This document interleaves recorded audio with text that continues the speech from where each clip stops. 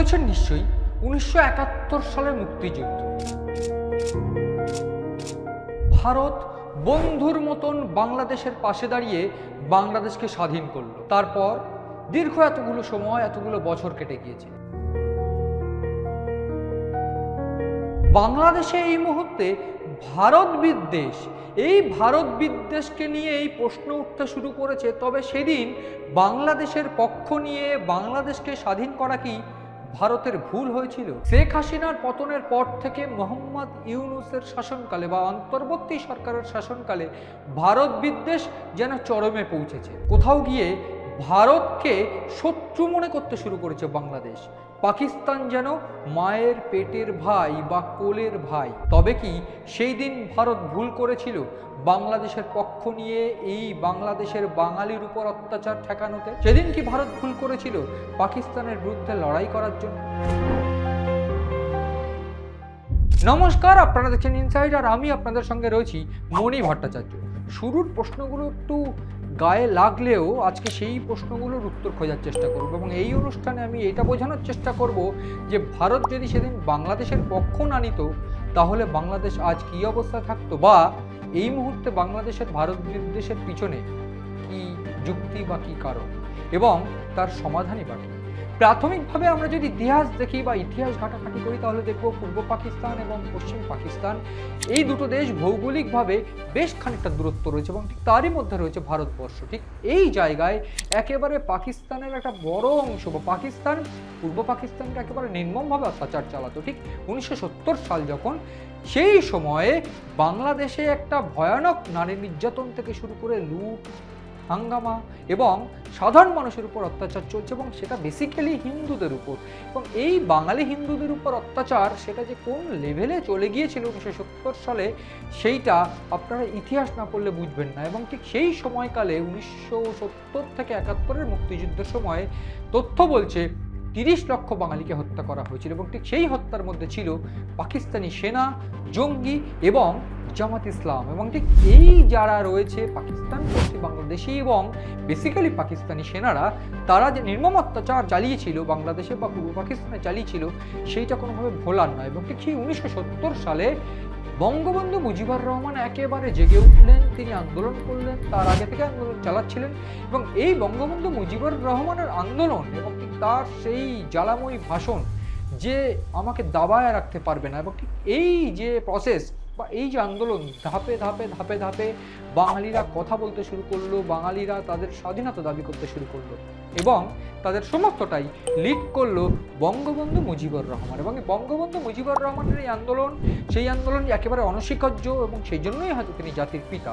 যদিও বাংলাদেশে এই মুহূর্তে জাতির পিতা বঙ্গবন্ধুকে মানে কিনা এই নিয়ে একটা প্রশ্ন রয়েছেই, কারণ আমরা দেখতে পেয়েছি ইতিমধ্যে ধানমন্ডির বাড়ি থেকে শুরু করে অন্যান্য সমস্ত জায়গায় তার যে মূর্তি, তার সেই কুশপুত্তলিকা পুরানো, এই সমস্ত কিছু যে চিত্রগুলো বা যে প্রশ্ন তুলতে শুরু করেছে যে বাংলাদেশ আসলে বিদ্বেষের দেশে পরিণত হয়নি তো।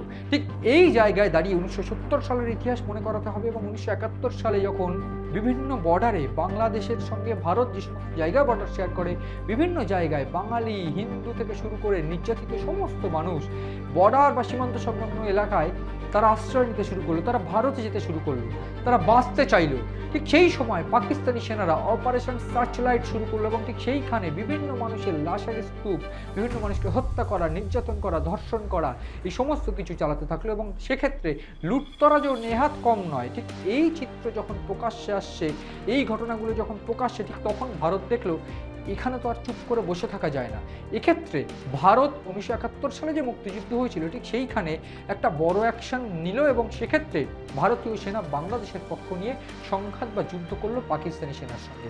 এক্ষেত্রে বলে রাখতে হবে যে ভারত কেন যুদ্ধ করেছিল, বা কেন ভারত দেখলো যে পূর্ব পাকিস্তান এবং পশ্চিম পাকিস্তানের এই যে সংঘাত, সেই সংঘাতে পূর্ব পাকিস্তানকে যদি স্বাধীনতা দেওয়া যায়, সেক্ষেত্রে ভারতের রাজনৈতিক, কূটনৈতিক এবং অন্যান্য ক্ষেত্রে কী সমস্যা সমাধান হতে পারে। প্রাথমিকভাবে যদি দেখা যায়, সেক্ষেত্রে রাজনৈতিক বা কূটনৈতিক দিক থেকে দেখতে গেলে প্রথম যেটা আসবে মানবিক সমস্যা। যে সমস্যাটা গোটা বাংলাদেশ ভারত সীমান্ত এলাকায় হচ্ছিল, যে বাংলাদেশের সাধারণ মানুষ এই সীমান্ত এলাকায় বসবাস শুরু করেছিল, ডেমোগ্রাফিক চেঞ্জেস হতে শুরু হয়েছিল, ভারতে তারা প্রবেশ করতে শুরু করেছিল এবং তথ্য বলছে প্রায় 1 কোটি বাংলাদেশি সেই সময় বাংলাদেশ থেকে ভারতে প্রবেশ করে এবং সেক্ষেত্রে পশ্চিমবঙ্গ, আসাম সহ বিভিন্ন জায়গায় বাংলাদেশের সাধারণ মানুষ বা উদ্বাস্তুরা তারা এসে বসতে থাকে এবং তারা এসে এই জায়গাগুলোতে বসবাস করতে থাকে এবং সেক্ষেত্রে খুন, রাহাজানি সহ বিভিন্ন ক্ষেত্রে বহু সমস্যা সেই সময় তৎকালীন প্রশাসনকে সামলাতে হয়েছিল এবং ঠিক সেই সময় মানবিক একটা দিক থেকে এই সমস্যার সমাধানের জন্য ভারতকে এই যুদ্ধ করতেই হতো এবং ঠিক সেই জায়গা থেকে ভারত নিজেকে একেবারে গোটা সাউথ এশিয়াতে একেবারে প্রেজেন্ট করার জন্য অবশ্যই এই লড়াই লড়ে এবং সেক্ষেত্রে বাংলাদেশ স্বাধীনতা পায়। এবং এক্ষেত্রে আমি যে বিষয়গুলো বলতে চাইব, সেক্ষেত্রে মানবিক সংকটের পাশাপাশি আন্তর্জাতিক মহলের কাছে ভারত যে সাহায্য চেয়েছিল সেটা কিন্তু বলার অপেক্ষা রাখে না। আন্তর্জাতিক মহলের কাছে বিভিন্নভাবে ভারত এইটা বোঝাতে চেয়েছিল যে সীমান্ত সংলগ্ন এলাকায় যে সমস্ত সাধারণ মানুষ নির্যাতিত হয়ে রয়েছে তাদের একটা সমস্যার সমাধান করা হোক এবং তাদেরকে কোনোভাবে বাংলাদেশের এই যে অত্যাচার চলছে সেই অত্যাচার থেকে বাঁচানো হোক। সেই সময়কালে কোনোভাবেই ভারতবর্ষের এই আবেদনে সাড়া দেয়নি কেউ, বরং এটা বলা হয়েছিল যে তাদের সমস্যা তারা মিটিয়েনি, কেউ এখানে কোনো অংশগ্রহণ করবে না। ঠিক সেই সময়ে পাকিস্তানি সেনাকে একেবারে যোগ্য জবাব দিতে মাথা খাটান ইন্দিরা গান্ধী এবং ইন্দিরা গান্ধীর এই যে প্ল্যান, সেই প্ল্যানে দেশের মধ্যেও টানাপোড়েন তৈরি হয় এবং ঠিক এই যে টানাপোড়েন, যেখানে সাধারণ মানুষরা অর্থাৎ বাংলাদেশের উদ্বাস্তুরা ভারতে প্রবেশ করে, পশ্চিমবঙ্গে প্রবেশ করে, সেখানে প্রশাসন একেবারে গুরুত্বপূর্ণ ভূমিকা পালন করতে হয়, বিভিন্ন ক্ষেত্রে সমস্যা শুরু হয়, শরণার্থী সমস্যা শুরু হয়। ঠিক এই জায়গায় কৌশলগত রাজনৈতিক দিক থেকে যে প্ল্যান ইন্দিরা গান্ধী করেন সেটা অত্যন্ত গুরুত্বপূর্ণ, কারণ পূর্ব পাকিস্তান এবং পশ্চিম পাকিস্তান ভূখণ্ডের দিক থেকে অনেকটা দূরত্বে অবস্থিত বা একেবারে ডিভাইডেড রয়েছে এবং মিডলে রয়েছে ভারতবর্ষ। এবং ঠিক এই সমস্যার সমাধান যদি করা হয় সেক্ষেত্রে ঠিক সেই সময় নকশাল আন্দোলন চলছে গোটা ভারতবর্ষ জুড়ে এবং বিভিন্ন জায়গায় সেই আন্দোলনও বেগ পেয়েছে। এই নকশাল আন্দোলনকে যদি কোনোভাবে দমাতে হয় বা এই নকশাল আন্দোলনে যদি কোনোভাবে আঁচ লাগে এই গোটা বাংলাদেশ এবং পাকিস্তানের সংঘাতের, সেক্ষেত্রে সেটা আরও ভয়ঙ্কর আকার ধারণ করতে বলে মনে করা হয়। ঠিক এই জায়গায় এই গোটা বাংলাদেশে বিভিন্ন জঙ্গি সংগঠনগুলো একেবারে রমরমা বাজার হয়ে যায় এবং সেই জঙ্গি সংগঠনগুলোকে দমানোর জন্য শেখ মুজিবুর রহমান বা বঙ্গবন্ধু মুজিবুর রহমান বিভিন্নভাবে আন্দোলন শুরু করতে থাকে এবং ঠিক সেই আন্দোলনকে তার পক্ষ থেকে বা তার সঙ্গে থেকে সহযোগী হিসাবে ভারত সেই অপারেশনের নামে এবং সেক্ষেত্রে পাকিস্তানের সঙ্গে এক প্রকার সংঘাত শুরু হয়। এক্ষেত্রে আমি একটু বলে রাখতে চাইব যে এই সমস্যার মধ্যে যদি কোনোভাবে চীন বা আমেরিকা ইন্টারফেয়ার করতো বা চীন বা আমেরিকার উগ্রপন্থী দলগুলো ইন্টারফেয়ার করতো, সেক্ষেত্রে কিন্তু ভারত আর কোনোভাবে ইন্টারফেয়ার করতে পারতো না এবং সেই জায়গায় নিজের প্রতিবেশী দেশ অর্থাৎ বাংলাদেশ এবং পাকিস্তান, এই দুটো দেশই কিন্তু পুরোপুরি অ্যান্টি হিসাবে থেকে যেত এবং একদিক থেকে যখন পাকিস্তান শত্রু হিসাবে রয়ে গেছে তখন ভারত চেয়েছিল বাংলাদেশ অন্তত বন্ধু হিসেবে থাকুক এবং এই বন্ধু হিসাবে যাতে বাংলাদেশ থাকে, ঠিক এই জন্যই ভারত কিন্তু এই অ্যাকশন নেয় এবং বাংলাদেশকে স্বাধীন করার জন্য সমস্ত পদক্ষেপ গ্রহণ করে।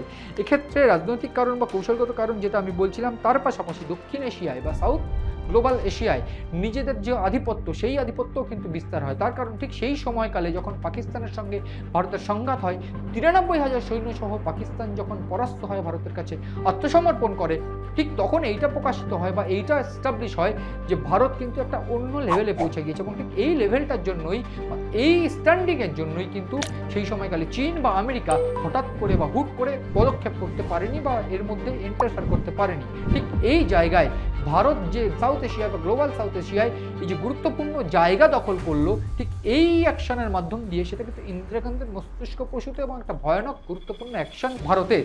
ঠিক এই জায়গায় আজকে প্রশ্ন তুলছে যে একদিক থেকে যখন শেখ হাসিনা পালিয়ে বাংলাদেশ থেকে ভারতে আশ্রয় নিয়েছে, এটা একেবারে আন্তর্জাতিক বিষয়, একেবারে আন্তর্জাতিক নয় শুধু জিওপলিটিক্যালি একটা কূটনৈতিক বিষয়। সেক্ষেত্রে সমাধান নিশ্চয়ই হওয়ার চেষ্টা করছে, দুই দেশই এই ঘটনার সমাধান বা এই সমস্যার সমাধানের চেষ্টা করছে, কিন্তু এরই মধ্যে একেবারে ভারত বিদ্বেষ আমরা দেখতে পেয়েছি, যেটা একেবারে 2024-এর 5ই আগস্টের পর থেকে ভারত বিদ্বেষ যেন একেবারে রন্ধ্রে রন্ধ্রে ঢুকে গিয়েছে এবং এক্ষেত্রে পাকিস্তান যে হঠাৎ করে বাংলাদেশের কিভাবে ভাই হয়ে গেল আমরা দেখতে পেয়েছি। সাম্প্রতিককালে পাকিস্তানের বিভিন্ন মন্ত্রী তারা এসে বাংলাদেশের সাধারণ মানুষের সঙ্গে দেখা করছেন, মন্ত্রীদের সঙ্গে দেখা করছেন, প্রধান উপদেষ্টা মোহাম্মদ ইউনূসের সঙ্গে দেখা করছেন, আইএসআই ক্যাম্প, আইএসআইয়ের যে ঘাঁটি তারা বসাচ্ছে, জঙ্গিদের ঘাঁটি তারা বসাচ্ছে। আমরা এটাও দেখেছি যে জঙ্গিদের বিভিন্ন উচ্চপদস্থ নেতা তারা ভারতে আসছেন, ভারতে এসে হুমকি দিচ্ছেন, বাংলাদেশের মাটি ব্যবহার করে হামলার হুমকি দিচ্ছেন। সাম্প্রতিককালে দিল্লির যে বিস্ফোরণ, সেই বিস্ফোরণও বাংলাদেশের নাম জানার একটা গতিবিধি ভারত কিন্তু পেয়েছে।